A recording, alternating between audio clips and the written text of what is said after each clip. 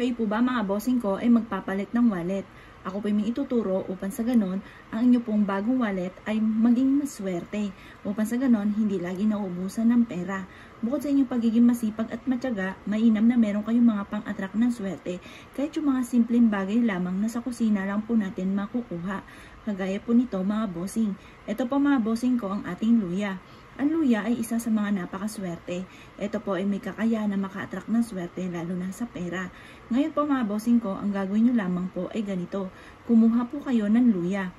Kapag ang luya po ninyo mga bossing ko ay tuyong-tuyo na, mas maganda po yun. Kasi ang luyang tuyon-tuyo na ay masigit na nakaka-attract ng swerte.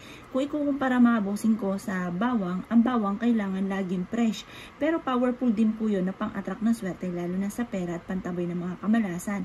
Ang luya naman, mas natutuyo po siya, mas nagiging powerful po siya ng panghatak ng swerte lalo na sa pera. Pero kung ang luya ninyo ay hindi pa tuyo, okay naman po yan.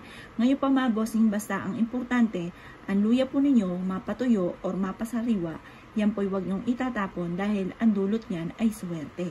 Pantaboy po yan ng malas. Kung hirap kayo na kumita ng pera or hirap ka na mag-ipon ng pera, gamitin nyo ito, ang luya, sa pamamagitan ng pampaswerte at makakatulong po ito upang sa ganon kayo po ay maging ganyan sa pera.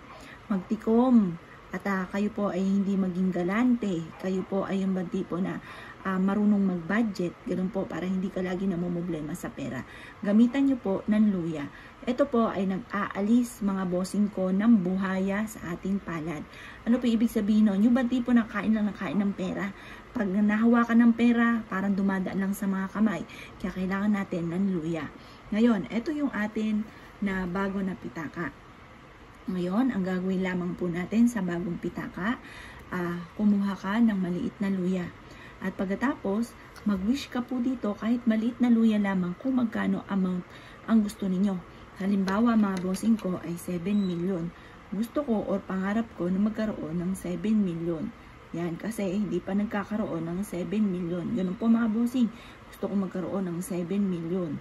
Yan, basta positive ka lamang, lagi nyong sasabihin mga bossing ko na gusto nyo magkaroon ng pera or magkanong amount na ninanais ninyo. At pagkatapos mga bossing ko, ito po ay ilalagay natin sa ating pong pitaka. At pagkatapos, paiinitan natin ito sa sinag ng araw hanggang alas 8 ng umaga. At pagkatapos mga bossing ko, huwag na huwag ka magpapawala ng pera sa inyong pong pitaka. Mas mainam ang taong bahay ninyo, bukod sa luya, kayo po ay manghingi sa tao na laging mapera. Or kaya po sa taong mayaman, manghingi ka kahit piso lamang at gawin po yon na taong bahay ng inyong pong pitaka. Isa po yan sa mga sikreto mga bossing ko para hindi ka nauubusan ng pera, lalo-lalo na kung bago ang inyong pong pitaka. Ngayon po mga bossing ko, sikreto nyo lamang po yon. Ilagay nyo siya sa isang maliit na kulay pulang tela or gold or kuya ay green para hindi napapahalo sa mga barya po ninyo. Baka mapabili nyo po ito, maisukli.